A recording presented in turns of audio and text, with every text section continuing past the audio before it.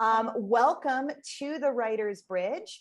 Ashley Renard is our co-host. Her memoir Swing has been self-published and is doing brilliantly well, in part due to her relationship with her local bookstore.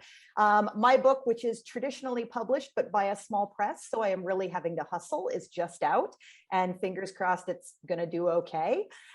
We call ourselves the Writer's Bridge because when we talk about platform, that's a wonderful thing. And we as authors all do need to build platform, but we prefer to think of it as a bridge because a platform is a thing that you get up on and yell at people from. And a bridge is a two-way street where you talk to your readers and your readers talk to you, and you genuinely influence each other's lives with your beautiful words and their consumption of your beautiful words and how it affects their lives. We are going to cover a lot. We always cover a lot. And so we do strongly recommend that even if you are here live, you may want to watch the video replay just to make sure you get it all. And you will all receive a link to the video replay in your email tomorrow.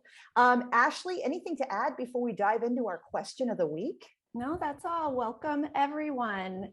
And can't wait to introduce our guests of honor. After we get to this question that Mary asks, if you have a great query, a good novel of literary fiction, how do you get out of the slush pile? Also, is it next to impossible these days to find an agent who can sell a book of literary fiction?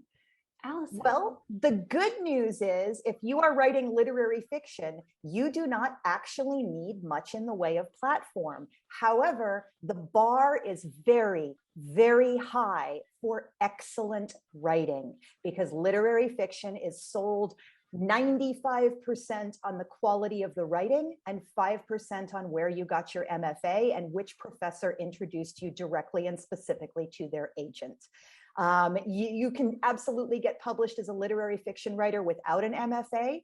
The best way to get noticed is to publish essays or short stories in well-regarded literary journals, which means working your way up from the less competitive journals to the more competitive journals. The advantages of a traditional MFA is that your teachers are connected and they're going to connect you. This is less true for low residency MFAs. The teachers are still very invested in you. You're still going to spend that time in a focused way on your writing, which is very important and well worth doing. And in particular, the Vermont Center for the Fine Arts is pretty well connected, but this really is a door that your high level of talent is going to open for you. Apply to writing workshops like Tin House, like Kenyon Writers Workshop, like Breadloaf. Many of them do scholarships, and they're a great place to meet people.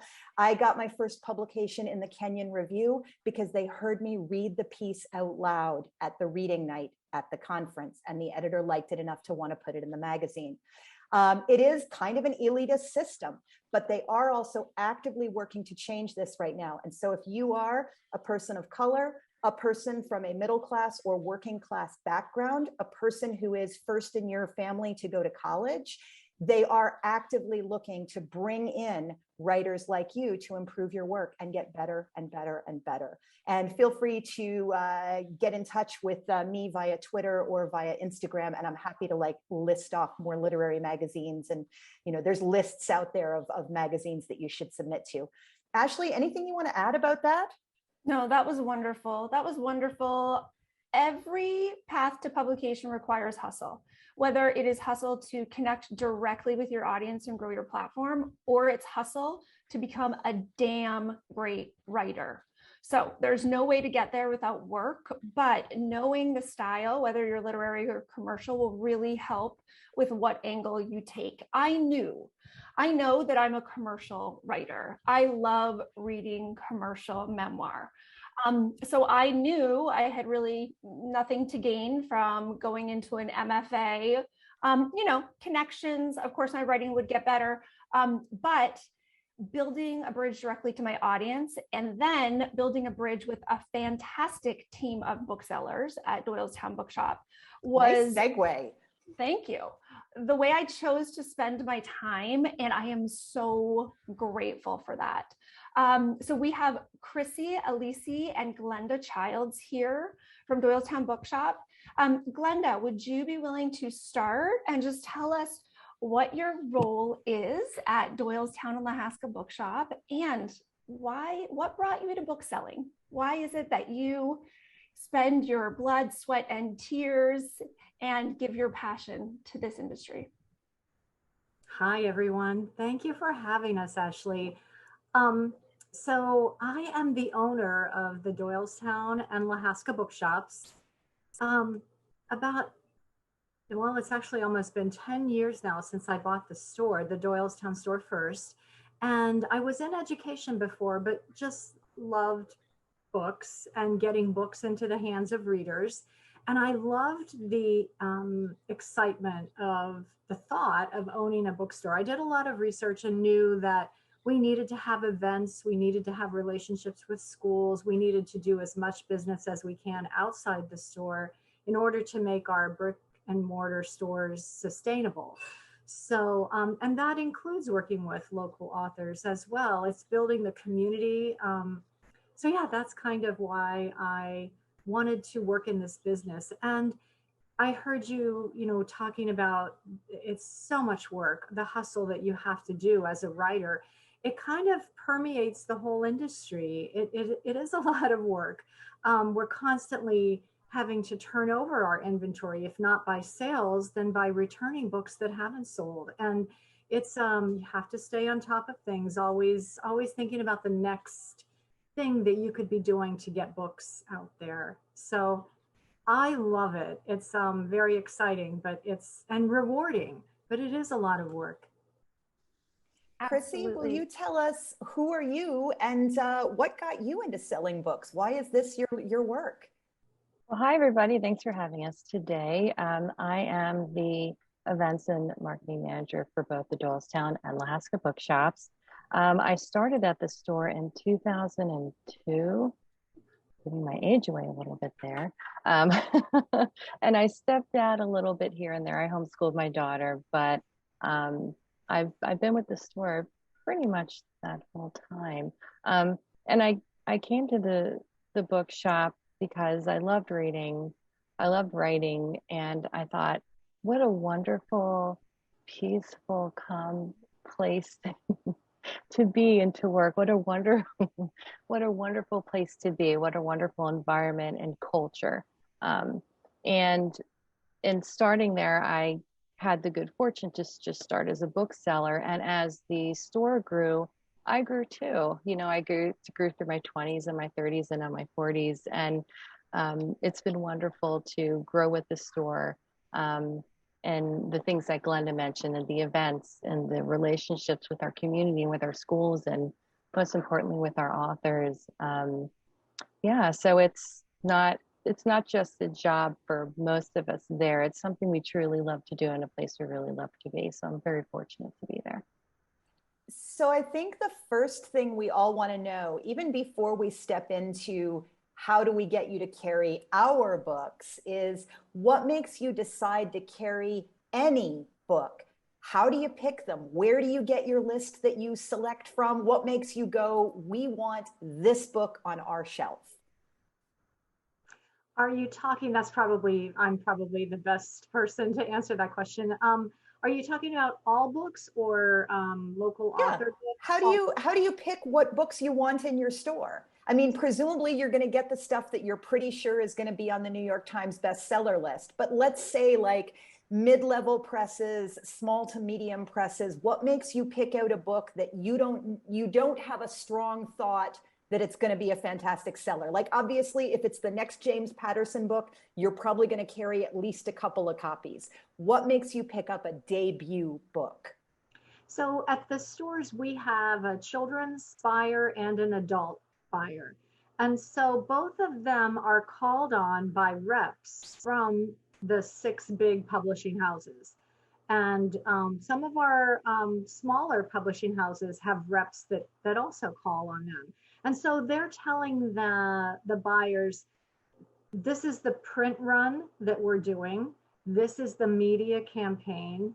And we expect and think you could do well with 400 copies of the new Barack Obama and Bruce Springsteen book that's coming out, because they'll tell us maybe that the print run is limited and we may not be able to reorder. So we need to order as much as we think will sell right then. So that's kind of a big author look at it.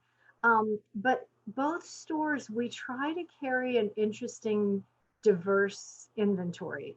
And so we're not just looking at the bestsellers, we're looking at authors that people come in and they'll discover them via our staff picks wall, for instance. So we try to put on that wall in both stores books that we think people need to discover because they haven't heard about them on the Today Show or in the New York Times Book Review. So we're trying to just always be showcasing new books. But I have to say too, and this is important for local authors to know as well, that if a book has been on our shelf for about 6 months and we have had little or no sales on that book, it goes back. We send it back to the publisher. And we do the same thing, or we did the same thing with our consignment program too. We give it 6 months, and even John Grisham gets his book sent back if we haven't sold it in 6 months. And so that's a way that we're constantly keeping our inventory fresh for our customers. And so, yeah, that totally does. What makes you then decide to carry a local author's book, maybe even an independently published author's book, or one who is traditionally published but by a smaller press? Maybe the press itself is not local, but the author is. Urmila asks in the chat, when I tried to put my book in a local store, the answer was, we do not take books by independent publishers. And I think a lot of us have faced that at a lot of bookstores. Tell us why that's generally a policy for so many people, and what can we do to make a better relationship with you? So we used to, when I first bought the store, we had about 20, 25, we called them consignment authors in our consignment program. And we just recently, when the pandemic began, we decided that we really needed to focus our efforts on the books that we get from the big publishers. It's a very time-consuming process to take consignment. Those books, and by the time we ended the program, we had over, and this was like a year and a half ago, 100 consignment authors in our inventory. And so that was a lot of books to keep track of. I would have to pay them quarterly. So reports had to be run. When it really got tricky, and this was a deciding factor during the pandemic, was that consignment authors now can get their books published by Ingram as a print on demand. And so what was happening is our consignment authors would bring me 3 copies of their book. So we would put maybe the 3 copies of the local author's book on our shelves, and we might sell all 3 of them. And then a customer may come in and want a copy of that book. We've sold out. So we have to go, and little do I know that the bookseller on the floor goes to Ingram and orders the book. So when I print out the report to pay them, 4 books were sold. So I paid the author for 4 books, plus I paid Ingram. So I was double paying. It was a system that was just very complex, very hard to do. So Chrissy can talk a little bit more about what we're doing now so that we can still have a relationship with our local authors. But yeah, it's a challenging thing. I think a lot of bookstores don't have a lot of space. So space is an issue. Keeping track of that as a separate program was our challenge. But we love our local authors, and we still have many of them. So as Chrissy talks about her event part and our plan for the future, if a book has sold, a local author's book has sold and continues to sell, we will keep it. So Ashley's book, I'll be using her book as an example probably often this afternoon, but it keeps selling. So we want to make sure we have copies of it. So we'll either get it from the author or get it from Ingram. And we have a number of local authors that we still have ongoing relationships with because it's selling. I would like to add too, when we made those changes to the consignment program, I believe the store was closed. We were on lockdown, so we weren't serving our consignment authors by having their books in the store at that point because no one could come in. No one could come in the store. So we wanted to revamp the program, see what we could do better. And then when we reopened, brainstorm what we could do to streamline that program and put on more dynamic events for them once we were able to. It's a constant thought, what we can do to support our local authors. So how do we get our book in your store? Do we waltz in off the street with an armload full of books and say, hey, we want you to sell my book? You know, I would love to jump in here because Chrissy was the one I contacted first, right, Chrissy? About the potential for carrying the book and for distributing signed copies, right? For being the retailer for signed copies. And some of you who've been here for a while know that around the same time that I started writing my book, spring of 2019, I also reformed my buying habits. I stopped buying books on Amazon. I started buying almost every book from Doylestown Bookshop. And when I would do that, usually in pre-order, because I'm kind of an impatient person. So if I'm not going to get Prime shipping, I'm going to pre-order the book so then I can pick it up from the store curbside on the day that it is published, on release day. I started tagging Doylestown Bookshop in my stories when I would buy a book from a writer I loved. I would also tag the author. I would also tag the imprint and the editor if I knew who they were. And so often those posts would be reshared by a number of those people because you saying, I love this writer, I'm excited about this book.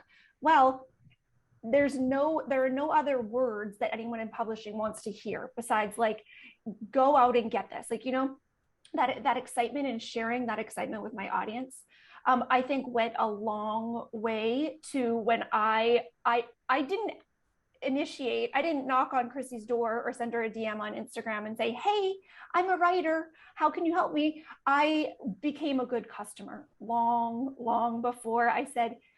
Then I sent her an email saying, I got her email through Instagram because that's where we were connected first. If you are looking for your local bookshop, figure out who the people are behind that bookshop too. I figured out pretty quickly that Chrissy ran the event. So I started following Chrissy. I started trying to get my finger on the pulse of what kind of events, because this was before lockdown, my local bookshop did. Just trying to get an understanding of how they normally did business. You're going to be able to figure out how you will fit in and how you can develop some reciprocity if you pay attention first to see what they do. And then Chrissy asked me, what will your discount be? What will the return policy be? Because even though I had been a good customer, it needs to be a smart financial decision for a bookstore. And I had a 55% discount through Ingram. And so Doylestown, because of their arrangement through Ingram, gets a 46% discount from that.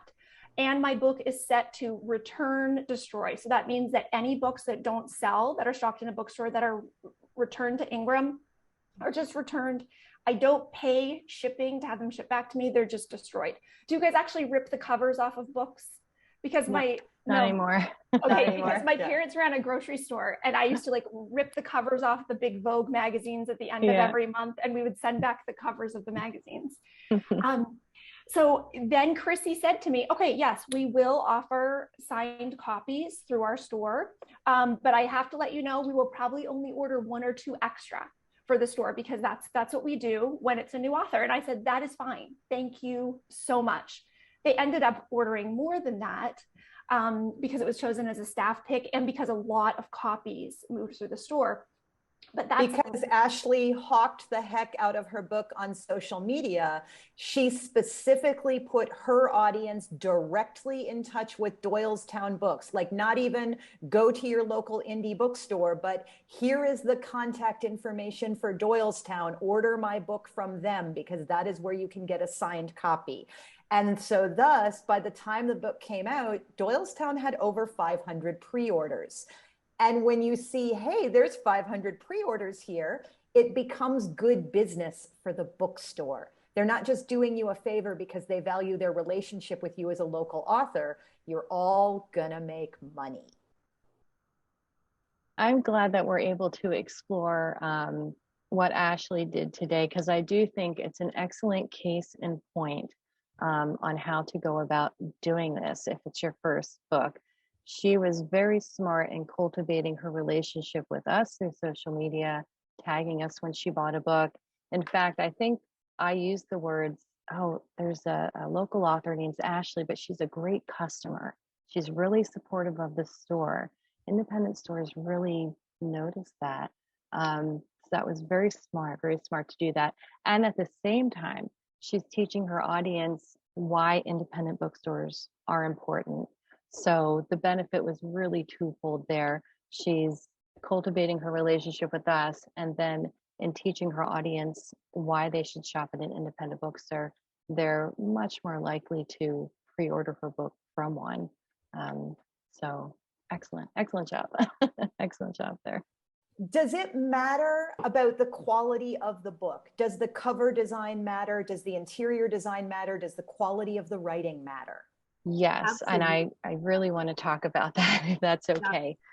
When I was sitting down thinking about how I would go about saying this, at first I was going to say, make sure you pay to have someone edit it. But then I thought, no, invest. It's an investment in yourself and in your book when you have a professional editor, not a friend, not a family member, someone who is unbiased, who will give you feedback, proper feedback. You have to have it professionally edited. And secondly, invest in having a artist, a book cover design artist, design your cover. Whether it's right or wrong, the first impression, readers, book buyers, and everyone in between, the first impression will be your book cover. And, you know, we've seen some doozies, and it's a shame because it could be the best book ever written, but you may never know because the book cover isn't appealing and it doesn't speak to the reader or the book buyer. Those are two very important things, and it's something we see often. We see often, and it's a shame because you put so much work into writing this book, and then to maybe be held up on those 2 points if it's not edited properly, or if you don't have a good cover art, it could, you know, stunt the growth of your book, and that would be a shame. Something I advise all authors to do when you first get your cover art is you need to imagine your imaginary bookstore display. Like the bookstore has welcomed you, they love you. There is a front-facing display table with your book on it and the other books that people who like your book will like, the books that your book will be shelved with. And you need to set those books up on your table and print out a copy of your cover and wrap it around another book. And you need to go, does my cover honestly, truly look like it belongs with these books? Because I find that very often with self-published books and self-designed covers, there is always something weird with the font and something jarring with the color scheme, and you can tell them from 50 yards. So and get a friend who trusts you enough to be honest with you to help you with that. Get somebody who you can have say, nope, it does not look good. It looks like your kid made it. It's true. And that's what I wanted to talk about a little bit with the amount of words on a page is definitely important. When there's not enough blank space on the margins, it's hard to read. When there are not enough paragraph breaks, it can be hard on the reader. So those are important things. Also, a picture book. So know your audience. If you're writing a picture book, it needs to be geared to the 3 to 5 year old. And sometimes we'll see them come in with words and concepts that are way beyond that age, written in a picture book format that doesn't work. Also, if you're trying to be published by a major publisher, go into a bookstore, preferably your local independent bookstore. And if your book is a memoir, look in the biography section. Look and see what books are written that, like if you're a nature lover and that's your focus in your memoir, look at those books and take a look at who's editing that book and who published it. Because if you're trying to get published, you want to be with Workman maybe for an outdoor type nature book. So that's where you can get editors' names and publisher leads too. Yeah, I think that was it. It's just important to know who you're writing that book for, gearing it to the right age with the words that are being used, especially when it comes to kids' books, of course.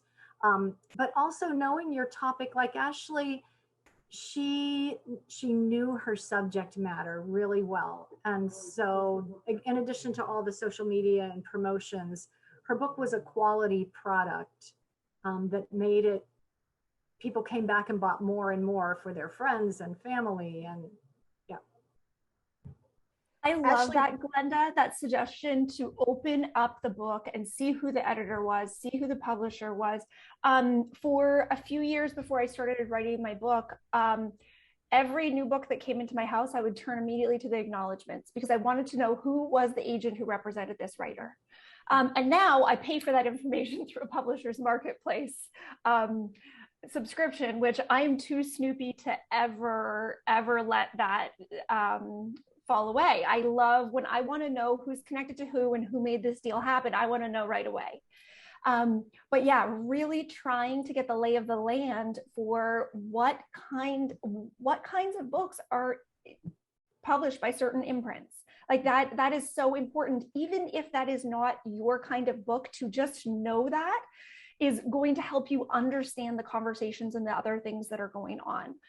We have a couple questions in the chat about what if you do not live close to a bookstore? What if you're in a really small town? Well, I grew up in Virden, Manitoba, the oil capital of that province, a well of opportunity, it says on the sign driving into town. 45 minutes from any shopping, okay? Any bookstore, anything. What I did was I reached out to friends and family in Canada and I said, hey, where do you buy your books? And they told me. So McNally Robinson is a family-owned bookstore in Canada based out of Winnipeg. They also have locations in other places across central and western Canada. I reached out to McNally Robinson and I said, I have a book coming out. I graduated from University of Manitoba. Here is the ISBN. Here's the pub date. If you would be willing to list it on your online site, that would be amazing. I wasn't asking for cover out display on the front table. I was just saying, would you put it on your website? And then I directed my Canadian audience to buy from McNally Robinson. They weren't signed copies or anything, but the audience there was so happy to do that McNally Robinson then stocked it in their stores across the country because they had people asking for it. So you don't have to be in a big center. You don't have to be in the suburbs of Philadelphia like we are here in Bucks County. Also, Doylestown Bookshop never had an issue with me promoting a Canadian store. You know, it is a different market, especially with the cost of any shipping right now. Shipping things internationally is expensive. So having different places regionally that are going to support you and you're going to support them. When pre-orders first went live on my site, I had my audience would let me know when it first came up. Research. So Booktopia in Australia was one of the first places. So on my website, when it said places to pre-order, it said get a signed copy from Doylestown Bookshop. Central Canadians, get it from McNally Robinson. Audience Down Under, get it from Booktopia. And I had a bunch of links like that. So people really felt good ordering it from an indie or a smaller retailer close to them. And you avoided getting your buyers confused because you were pushing 3 very far apart bookstores. I think it would be much harder to say, oh, if you're in New York, buy from these guys. If you're in Florida, buy from these guys, because your audience is just going to get confused and it's hard to sell 2 things at once. We had a great question in the chat. Chrissy and Glenda, do you read the books before you shelve them? We do not. And we also do not judge them. And so that's how I ended up with 100 consignment authors after 9 years. We don't, either one of us feel qualified to do that. We are not knowledgeable in every subject matter. And so we were taking the books, and we continue to do that in a different way that Chrissy can talk about. But Yeah, we do not. It would be really hard. But obviously, if it's a genre that I read, I would read it, of course. And I have actually in the past, but we couldn't possibly read every single one. And we had a couple of questions both in advance and in the chat. Kima wants to know, she feels a little bit like she's missed the boat on her launch because pandemic, because craziness. Is it too late to connect with an indie bookstore and move orders after the pre-order period is over? Barbara also asked that in advance. She had delays with her launch, waited for books. Is it too late to go to indie bookstores? I don't think No. so. I think a lot of people are in that boat with you. It's been a really hard time for authors and debut authors, anyone having a book coming out. It may not be a launch. I might reimagine the event. Find a niche, find something that makes sense for the month you're in, for the time period you're in, something that makes sense for you that will draw attendees to your event. And if it's virtual, even more so, even if it's just pairing with a book club and being a guest author, just anything to get your work out there. You got to think outside of the box a little bit. And we could talk about virtual events a little bit later, but those are challenging in of themselves. So yeah, while it may not be, I mean, if your book was published months ago, I may not do a launch, but I might reimagine some other event that might be even more spectacular than a launch could have been. You never know. And we are trying to do local author spotlights about 4 times a year is the plan, where we'll have several authors in both stores for the weekend featuring their books. So I would say it's not too late. Super quick question. How many pre-orders would you consider successful for a book? Like, is Ashley off the charts, or is that, yeah, we want this many pre-orders from all our books? I mean, ideally, we would love 500 pre-orders from all of our books, but I can say that she was absolutely off the charts, not only for a self-published author or independently published author, but for anyone with the big 5. Those are excellent numbers, excellent numbers. Beth asks, are there any unique issues with books from academic presses getting into indie bookstores, including academic books that are sold as part of their trade arm of the press?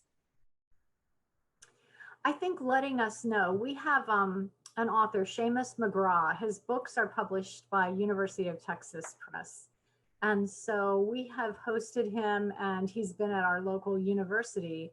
So we've sold his books. We opened up an account at the University of Texas Press, and now he's appearing at our book festival. So we're continuing to sell his books. We've built a relationship, but he's made that happen too, by making us aware of his work through a university event, and then kept in contact with us if we ever wanted to host him. So yeah, we do work with them. It's getting into the university for a special teaching opportunity helps us sell books for that author. Can you tell us about, this is a great question from Laura in the chat. What are some of your favorite and most creative launch events that have happened? Or even if it's not the initial launch, what kind of events have really gone well and you've been really happy with them? For young adult, we did a young adult speed dating event, and that was a lot of fun. And since it was a group event, it brought in more people, more readers to that event. We had 4 to 5 authors stationed throughout the store. There were like date cards, like dance cards. You would go around to each author. That was really interesting. We also did an author tea, which was a lot of fun. A mystery writer whose name is escaping me because it's quite a few years ago. But that was a lot of fun too. It's always fun. Anything you can do. I mean, you really do have to think outside of the box, pandemic or not, because books are not always easy to sell. So anything you can do to make your event interesting, to make newspapers perk up when you send them a press release to make people pay attention to your social media posts, anything you can do to make it stand out, whether it's a tea or speed dating or a writer's workshop or samples of food if it's a cookbook. Those are two I could think of. How about you, Glenda? So a couple come to mind, and they're not really, it's not because of the particular event, but the person, the author. So we had a hairstylist a number of years ago who wrote a book on inspiration. It's an inspirational book, I should say. And we were happy to do the event and expected the usual dozen or 2 dozen people. He sold 100 books that night, and he was so thrilled to have his customers there. Another man, Gene Rossi, turned 80 and wrote a book about his life in Brooklyn.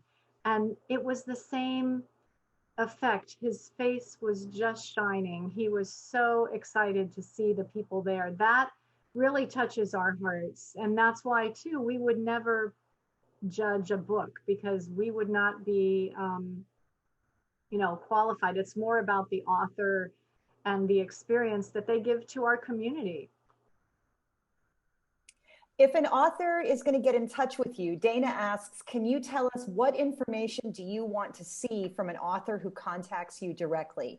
Do you need a one sheet, which is like a single piece of paper that has a brief bio of you, some key marketing points about your book, a photo of the cover of your book, some additional information? Do you want a link to Ingram? How do we need to get in touch with you? What do we need to share with you? I'll let Chrissy, okay. but in just 1 second, since you mentioned Ingram, our book buyer did ask me to say that when you make your book available on Ingram, bookstores look for that returnable, make sure that your book is returnable. And I think Ashley might have mentioned that too. And also what that discount is. It's tough for us to buy a book that only has a 20% discount. We're making pennies on that book when we sell it, and not enough to even pay our staff to do it. So as you use Ingram, I think that's important. But it Chrissy, can feel very tempting as an independent publisher to go, hey, I'm not going to let my book be returnable. Why should they return it? I'm only going to give 20%. I want to make more money. But you've got to let the bookseller be your partner in making money and doing business so that you can all make money. Sorry, go ahead. That non-returnable status is a real stumbling block. It's a real stumbling block. So if you're able to, I would highly recommend having it returnable. For me, specifically for events, if you're looking for an event, you can imagine the amount of requests you receive. I don't mind a one sheet, book cover, author photo attached to the email, but I really like to know why you think it would work with us, why you think it would work with our store. What are you about? What's your book about? It doesn't have to be a very long email, but just some key points. If you're local, tell me about that. Because we'll, be more likely to work with you and try to figure something out. And we had a couple of questions in the chat. Somebody said their publisher they published with a big 5, and their publisher did not want them to go talk to bookstores because the publisher wanted to gatekeep those relationships. Somebody else said, what do you do if you're published by a traditional publisher and they've got somebody who is theoretically working on your book as well? I've heard from some of our authors who are published by big publishers or even small publishers complaining that the publisher did not do enough to market their book. So I think authors still need to be involved in that, involved in building their fan base and involved in getting that book out there to people who should be reading it. So I think it still requires author involvement. And especially we have several local authors that are published by publishers, big publishers, but they still come to us so that we know about them and we can hold an event with them that maybe their publicist did not arrange, but they want to arrange it on their own. And I would say keep in touch with whoever is in the publicity department in your publisher, because they are almost certainly short-staffed. And if you say to them, hey, I'm connected to my local bookstore. Does it work for you guys if I make contact with them and try to set up an event? They're probably going to be real happy with that, as long as you keep them in the loop so that you guys don't duplicate your work. Mm-hmm. One thing to add. So I had this great relationship with Doylestown Bookshop for a couple years as a customer, then a heavenly experience with the pre-orders and the signing and everything. Still, I did not ask them to do an event for me. I didn't. But when Candace Bushnell came to town and her people contacted Doylestown Bookshop to say, Candace is promoting a one-woman show in Bucks County. Do you have any local authors who might be a good conversation partner with her? That's when I got the call from Chrissy. Would you happen to be interested? And I hadn't even thought of Candace Bushnell as a comp author, but then us having a conversation with, and that's one of my favorite photos. You'll see it in my cover photo on Facebook.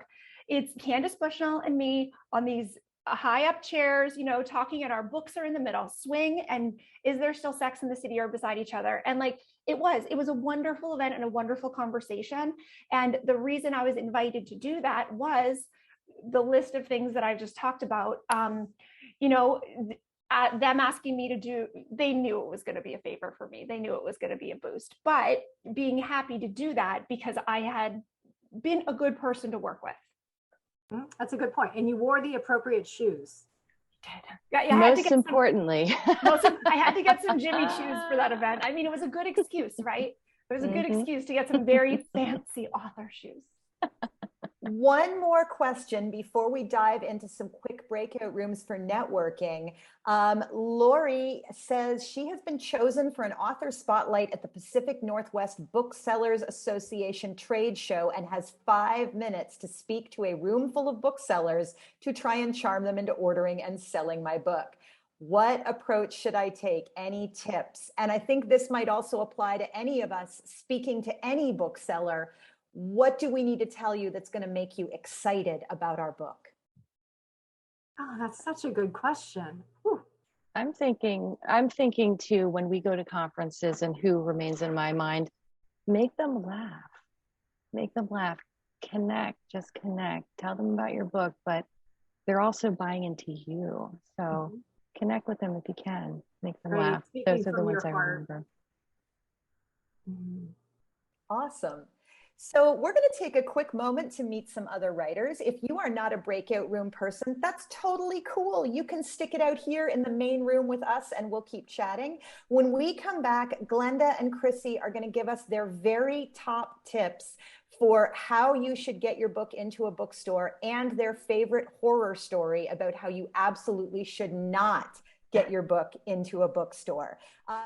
And Glenda was just telling us about a really cool book festival. Hey, Glenda, will you tell that to us one more time as we all get back into the room? Sure. We are, the bookshop is the author liaison for the Bucks County Book Festival. It's taking place September 25th through the 27th. And on the 27th, I believe that's the right date. Chrissy, you can jump in if I'm not saying that right. But the Sunday of the festival is the Writers' Workshop. And every year, Elle Green, who is the founder of the festival, hosts a writer's workshop. And this year, the two writers that are leading that are professors at Villanova University.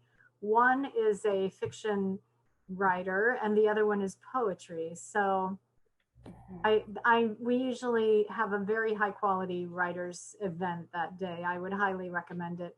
And then next year, we're hoping to have a local author portion of that festival too. So it's well worth checking out. Awesome.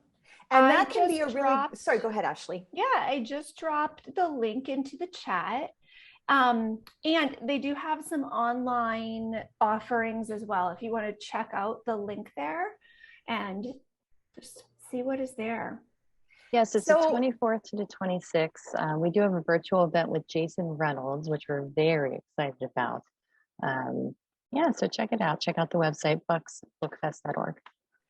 As we come towards our closing and we want to hear your most heinous author stories, We hope that you will join us again. Our next meeting is going to be September 28th. We're going to talk about content buckets and come back to them in terms of how do you as an author create that 360-degree persona with your specific areas of expertise beyond what you post about on Instagram, but where are you building your audience? What media do you need to be published in? What kind of publishers do you need to be looking at? And how do you start getting close to the authors you want to be shelved next to? And so that's going to be our topic.